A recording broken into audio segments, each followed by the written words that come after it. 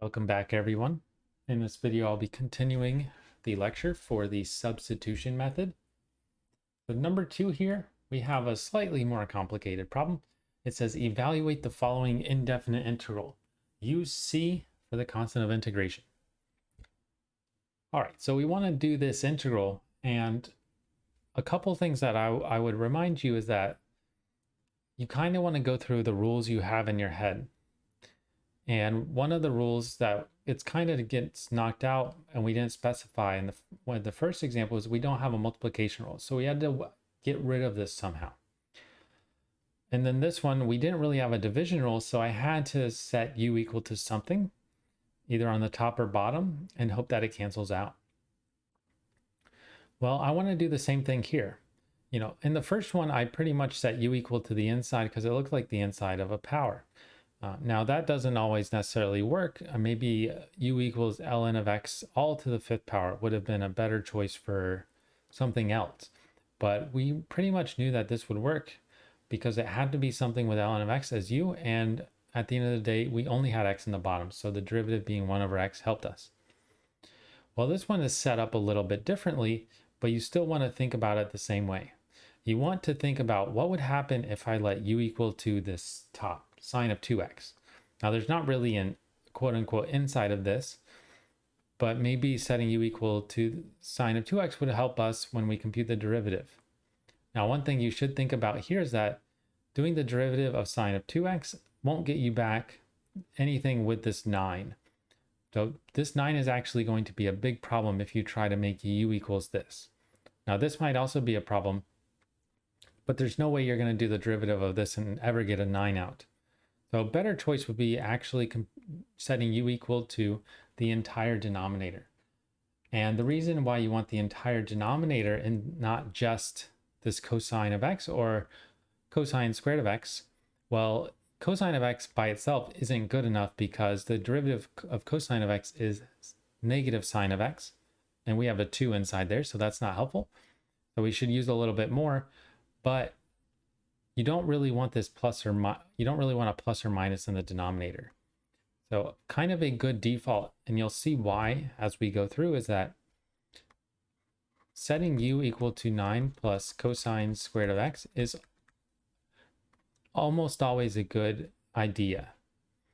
Right? So if you have a multiplication, you set u equal to the thing that sort of has the power on it.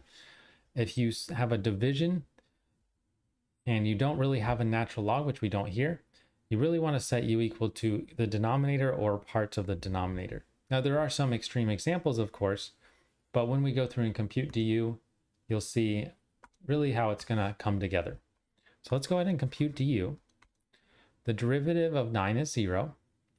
The derivative of cosine squared of x, well, we do the power or chain rule. So we got 2, bring that down, cosine of x, because the power gets reduced by 1 to 1. And then we multiply by the derivative of the inside. The derivative of cosine of x is negative sine of x.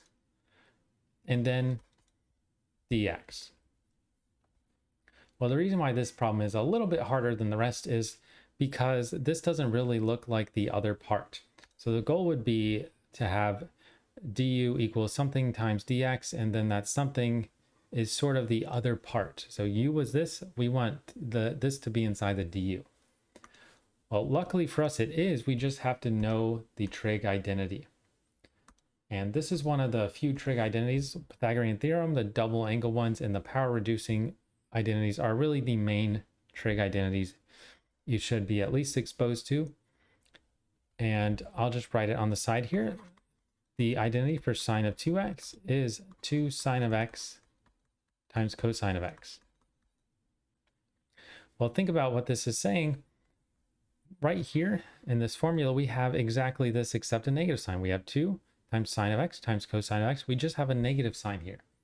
So if we go ahead and plug it into our formula, we get du equals negative sine of 2x dx. So I'm just taking this place, bringing the negative out front, and then the 2 cosine of x sine of x is exactly sine of 2x. Why am I doing that? Because I really want to start matching it up here. This stuff is u, so every other x needs to go away somehow. Well, there's my sine of 2x. I have a negative sign, which we'll take care of in a second. And this is really why I like to solve for dx. Is you don't have to worry about, if you solve for dx, yeah, it might be an extra step, but you can be careful about, am I missing something? Am I not missing something? You just do the math. If it cancels out or not, you don't really have to forward think more than you need to. All right, so solve for dx, we get du over negative sine of 2x divided by the negative sine of 2x equals dx. And then we'll go ahead and plug in. We plug in what we made u.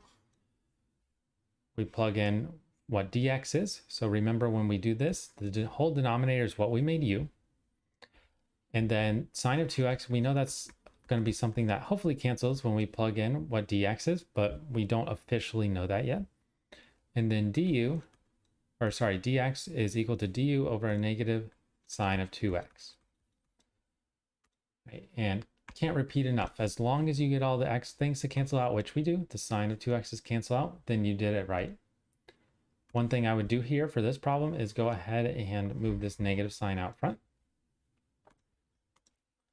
We got a negative sign. Because it's in the denominator, it doesn't really matter because it's just a negative sign. If it was a -2, then we'd have to make sure the -2's on the bottom, but it's just a negative sign. And what's left inside here is we have 1 over u du. Everything else is gone, so it's just 1 over u du left inside the integral. And 1 over u, or u to the -1 power, that's our special natural log of the absolute value of u. And at this point, we are one step away from finishing. All we have to do now is just plug in what u is. So u was 9 plus cosine squared of x plus c. And one thing that's nice about this is the inside is actually always positive. So you can get rid of the absolute values because you're already always positive. Cosine squared, that's something squared, is not allowed to be negative. And when you add 9 to it, it definitely can't be negative. So we can actually completely get rid of the absolute values and just replace them with parentheses. And usually that's preferred if you can do it. It's just a little easier to work with. It's not necessary, but it's just a little easier. And the reason that is we are able to do it is because it's always at least 0. Right. Now, one quick thing, I mentioned that we need to use 9 inside the u as well, and not just the cosine squared. Well, the reason is if you don't include the 9, you still get the same du because the derivative is 0. But if you also don't include the 9 and u is just cosine squared, then what happens is the denominator here would be 9 plus u. It's not one of our rules directly, and you'd have to actually do another substitution. So when in doubt, one of the things you can try, especially if there's a plus or minus in your denominator, is go ahead and make the entire denominator, or at least if it's raised to a power, the part that's raised to the power equal to u. But you do have to do some experimenting. You're not going to get u correct on your first guess every time. It takes a lot of practice.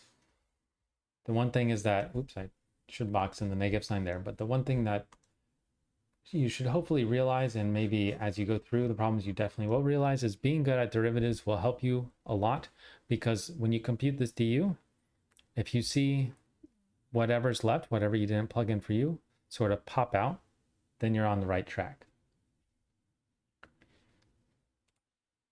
All right, so number 3 here, the main point of the examples I'm choosing here is just to show you different ways of thinking about things. So this one has another denominator, but it's not going to be approached the same way. We want to evaluate the integral of sine of pi over x to the 4th, and that's all over x to the 5th dx. Now, the reason why I wouldn't want to approach this the same way is because we don't have just x inside the sine. And that's really going to be an issue because we only have a formula for integration for sine of x. So this is kind of one where I would also default to looking at the inside here and saying, well, this is way too complicated. We don't know how to integrate sine of anything unless it's just x. So I should make u equals to pi over x to the 4th.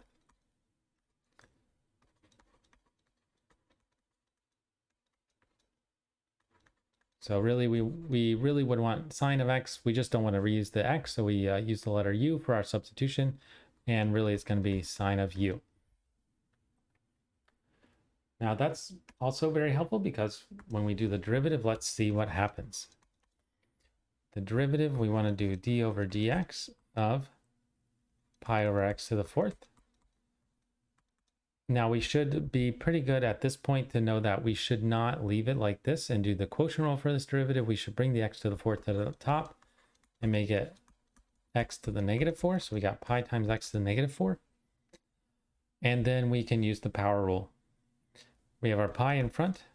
Power rule for derivatives, we bring the power down, rewrite the x, subtract 1 from the power.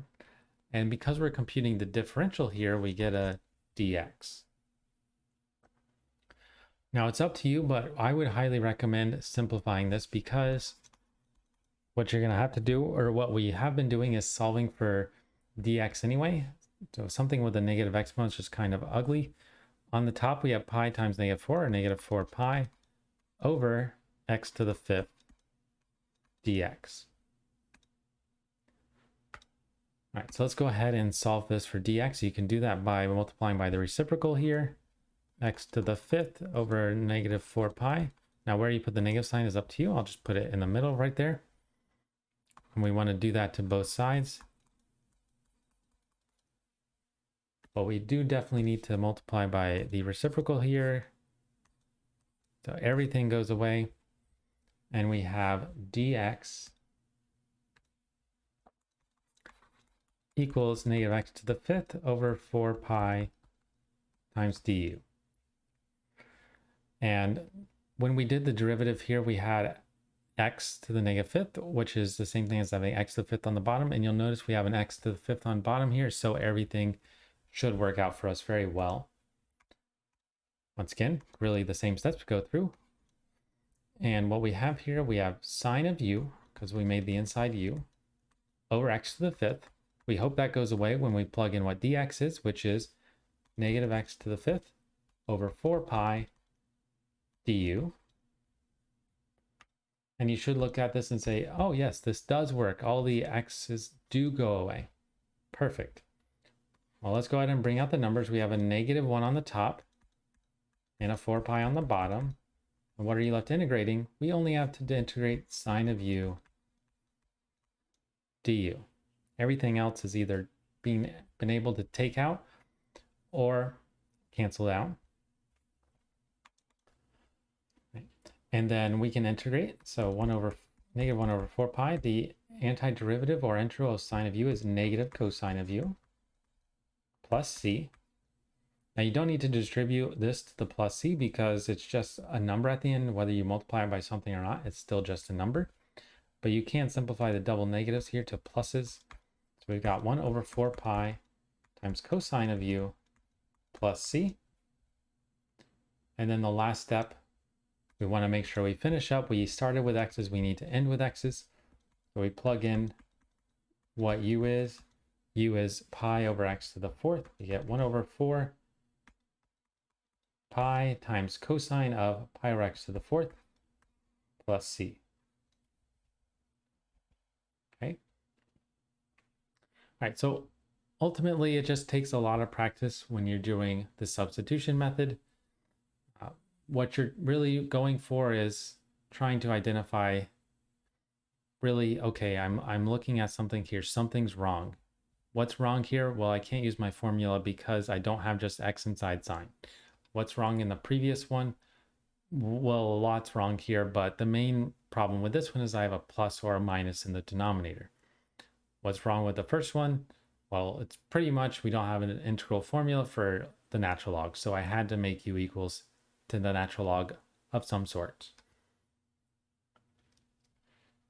All right, so I'll go ahead and stop here, and then in the next video what we'll do is we'll finish up this section by talking about doing the new method, substitution method, with definite intervals, because there is a couple ways you can do it and you just want to choose your favorite way. So I'll see you there.